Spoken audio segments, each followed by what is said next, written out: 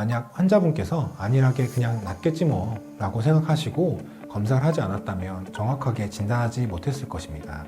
잘못하면 치료 시기를 놓쳐서 삼킴 장애 등의 증상으로 악화되었을 수도 있습니다. 그렇다면 얼굴이 얼얼하고 뻣뻣한 감각 저하 증상이 생기는 이유는 뭘까요?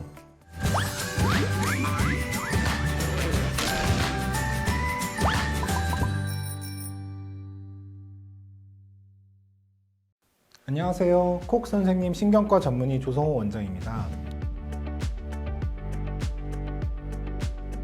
찬바람을 많이 쐬지 않았는데도 얼굴이 얼얼하거나 뻣뻣해지는 통증을 겪으신 적이 있나요? 얼굴은 사람을 볼 때 제일 먼저 보는 부분이다 보니까 통증이 생기면 후유증이 남지 않을까 걱정을 많이 하시게 되죠. 얼굴이 얼얼하거나 뻣뻣해지면 보통은 제일 먼저 안면마비 증상인가 하고 생각하실 수 있는데요. 안면마비는 안면 신경의 마비로 얼굴 근육의 근력 저하 증상이고, 얼굴이 얼얼하고 뻣뻣해지며 혀까지 저린 증상은 얼굴의 감각신경 마비로 인한 감각 저하 증상이기 때문에 두 증상은 다른 원인으로 오게 됩니다. 그렇다면 얼굴이 얼얼하고 뻣뻣한 감각 저하 증상이 생기는 이유는 뭘까요? 먼저 첫 번째로 3차 신경통이 원인이 될 수 있습니다. 3차 신경통은 얼굴의 감각을 담당하는 3차 신경에 문제가 생겨 발생하는 통증인데요. 3차 신경이 주변 혈관에 눌려 압박을 받거나 염증이 생기면 통증을 유발하게 되죠. 얼굴에 얼얼한 감각이 나타나며 한쪽으로 강한 통증, 찌르는 듯한 느낌이 날 수 있습니다.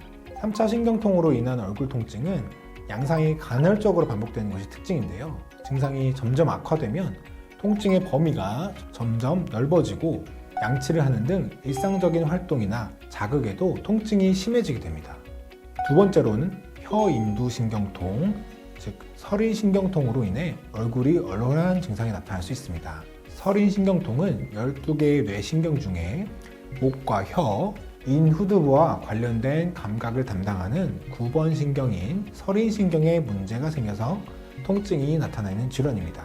설인신경통이 생기면 얼굴의 특정 부위, 주로 입 안쪽이나 목구멍이 얼얼하거나 저리는 느낌이 들 수 있습니다. 혀에 감각이 둔해지거나 예민해져 음식을 삼키거나 침을 삼킬 때 혀가 저리거나 통증이 생길 수 있습니다. 설인신경통도 3차 신경통처럼 통증이 지속되는 것보다는 간헐적으로 전기 오듯이 찌릿한 양상으로 나타납니다.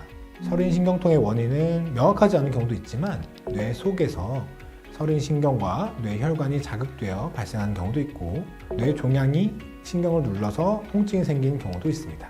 문제는 이 설인신경이 부교감신경에 작용하는 신경이라는 것인데요. 설인신경통을 앓고 계신 분들은 일부에서 부교감신경의 기능 항진이 심해서 부정맥이나 실신, 심장 증상까지 생길 수 있으니 주의해야겠습니다. 얼굴이 얼얼하고 혀까지 저리다면 병원에 방문하셔서 정확한 원인을 알아봐야 합니다. 또 한 가지로 경추 증상의 일종으로 얼굴 저림까지 동반되는 경우도 있습니다. 경추 디스크 혹은 협착이 있으신 분들은 후두부 신경통이나 경추성 두통이 동반되는 경우가 많다고 말씀드렸었죠. 특히 상부 경추의 경우 얼굴 감각을 담당하는 3차 신경과 뇌의 같은 부위에서 정보를 처리하기 때문에 목의 신경 혹은 근육의 문제로도 얼굴 저림이 동반되는 경우가 있습니다. 이런 경우 3차 신경뿐만 아니라 목에 대한 치료도 함께 받는 것이 효과가 좋습니다.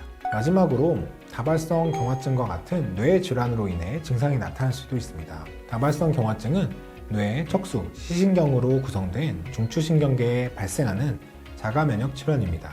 자가면역 질환은 우리 몸을 지켜야 하는 면역 체계가 고장나서 건강한 세포와 조직을 공격하는 병인데요.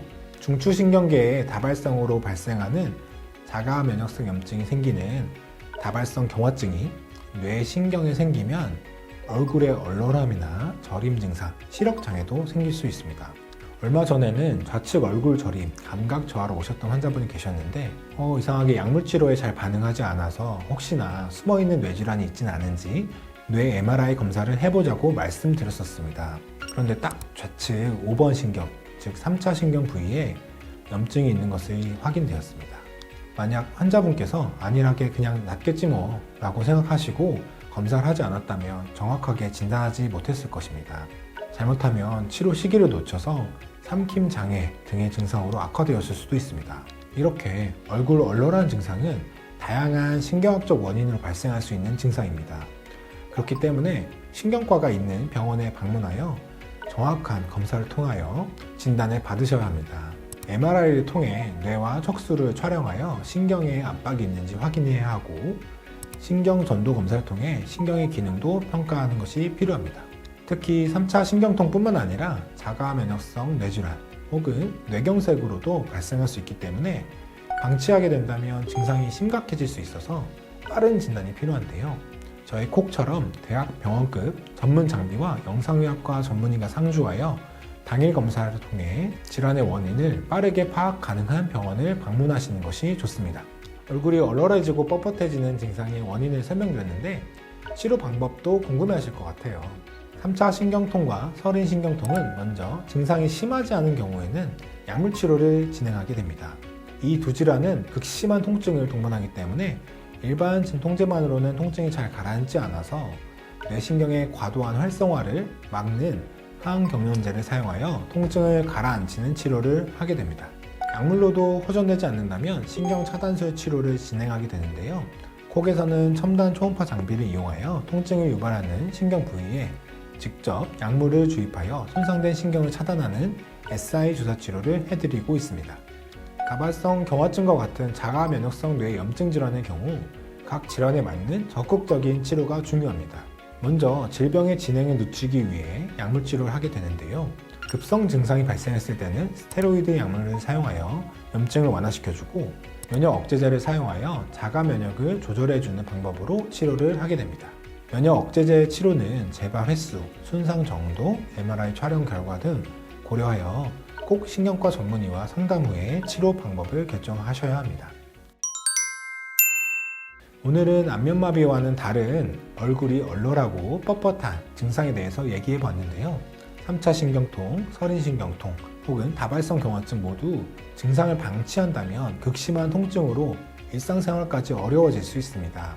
증상이 느껴진다면 단순히 피로하거나 영양소 부족이라고 생각하지 마시고 꼭 병원을 방문하여 진단 및 치료를 받으시길 바랍니다.